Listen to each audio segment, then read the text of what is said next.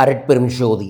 ஆடி மாதம், அம்மன் மாதம், ஐஸ்வர்ய மாதம், எல்லா குலதெய்வத்தையும் தேடிச் சென்று வழிபட வேண்டிய மாதம். வரும் வெள்ளிக்கிழமை ஆடி 1 வருகிறது. அன்றைய தினத்தில் நான் சொல்லக்கூடிய ஒரு எளிய சூட்சமமான கும்பவசிய குலதெய்வவசிய வழிபாட்டை உங்கள் வீட்டில் செய்யுங்க. ஆடி மாதம் முழுவதும் தனம், தானியம், வீரியம், விஜயம், வெற்றி, ஆயுள், ஆரோக்கியம் உங்களுக்கு பெருகும். பெருகணும்னு நினச்சா அம்மன் அப்படின்னு கமெண்ட் பாக்ஸில் மென்ஷன் பண்ணி லைக் பண்ணி ஷேர் பண்ணி சப்ஸ்கிரைப் பண்ணிவிட்டு இந்த பதிவை பாருங்கள். மாதங்களில் ஆடி மாதம் அம்மனுக்காகவே நமது முன்னோர்கள் வழிபடுவார்கள். ஏனென்றால் வெயில் காலம் முடிந்து குளிர்காலம் அல்லது கிளைமேட் சேஞ்ச் ஆகக்கூடிய சூழல்களில் இயற்கையாகவே எல்லா இடத்துலையும் நோய் தொற்றுகள் அதிகமாக வரும்.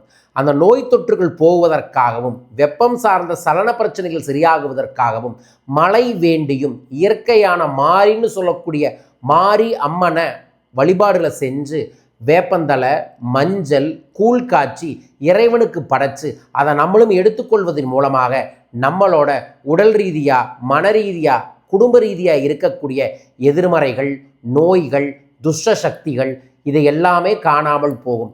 அப்பேற்பட்ட தெய்வீகமான ஆடி மாதம் இந்த முறை ஆடி வெள்ளியிலேயே வருது. ஆடினாவே ஆடி வெள்ளி, ஆடி செவ்வாய் அப்படின்னு சொல்லுவாங்க. வரும் வெள்ளிக்கிழமை காலையில் கண்டிப்பாக பெண்கள் எந்திரிச்சு உங்கள் வீட்டில் தலைக்கு குளிச்சுட்டு எண்ணெய் தேய்ச்சி தலைக்கு குளிச்சுட்டு மஞ்சள் உள்ளங்காலையும் தேய்ச்சி குளியுங்க. அதற்கு அப்புறம் உங்கள் வீட்டு வாசலில் ஒரு தெய்வீகமான மஞ்சள் பச்சை கற்பூரத்தை கலந்து தெளித்து விட்டுட்டு ஒரு பூக்கோளம் ஒன்று போடுங்க. வீட்டோட என்ட்ரன்ஸ்லேயே கொஞ்சோண்டு வேப்பந்தலையும் ஒரு மஞ்சளையும் குலதெய்வத்தை வேண்டி உங்கள் வீட்டு வாசலில் கட்டி விடுங்க. அதற்கப்புறம் மாவிலையை கட்டிட்டு உங்கள் வீட்டு பூஜை அறையில் ஏதோ ஒரு தெய்வீகமான ஒரு இனிப்பு பாயாசத்தை செஞ்சு வச்சுட்டு ஒரு பச்சரிசியை தட்டில் பரப்பி சென்டரில் ஒரு கும்பத்தை வச்சு தண்ணீர், பன்னீர், எலுமிச்சம்பழம், ஏலக்காய், வெற்றிலை போட்டு துளசி போட்டு அதற்கு மேலே கும்பத்தில் தேங்காய், மஞ்சள் தேய்ச்சி வச்சு பெரிய குங்குமம் வச்சு உங்களோட வீட்டில் ஆபரணங்களாக பயன்படுத்தக்கூடிய நகையை கும்பத்துக்கு போட்டு கும்பத்திற்கு முன்னாடி உட்கார்ந்து 108 அம்மன் போற்றி நீங்கள் வாட்ஸ்அப்பில் தொடர்பு கொள்ளுங்க. 108 அம்மன் போற்றி உங்களுக்கு அனுப்புகிறேன். அம்மன் போற்றியை சொல்லி அதுக்கப்புறம் கனகதார சோஸ்திரத்தை ஒரு முறை சொல்லி அதற்கப்புறம் உங்களோட குலதெய்வ மந்திரத்தை சொல்லி அந்த கும்பத்தை பூக்களால் அர்ச்சனை பண்ணிவிட்டு அந்த தீர்த்தத்தை வீடு முழுவதும் தெளித்து விடுங்க. அந்த தேங்காயை பச்சை கலர் துணியை கட்டி வீட்டோட நுழைவாயில் கட்டுங்க. அடுத்த மாதம் பூஜை செய்யும் போது அது ஓடுற தண்ணியில் தூக்கி விடுங்க.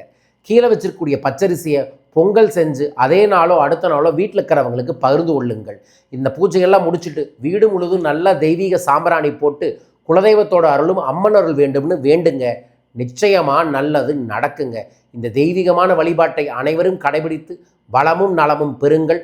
ஒவ்வொரு தமிழ் மாதத்தில் 1ஆம் தேதி என்று குலதெய்வத்தை யார் கூப்பிடுகிறார்களோ அவர்கள் இல்லத்திற்கு குலதெய்வம் வருவார்கள், சகல ஐஸ்வர்யமும் தருவார்கள்.